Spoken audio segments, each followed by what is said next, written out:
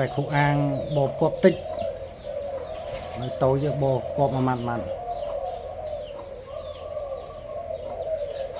tại trâu bò miền trâu bò cục mũi đạch này hiền nữa thôi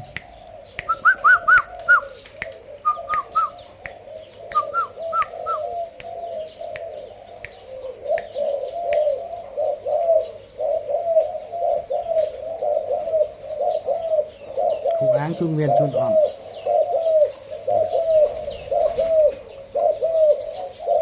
từ bằng hạt bàn này lên bàn này chắc là lưỡi cái bô mà ngày bô được biết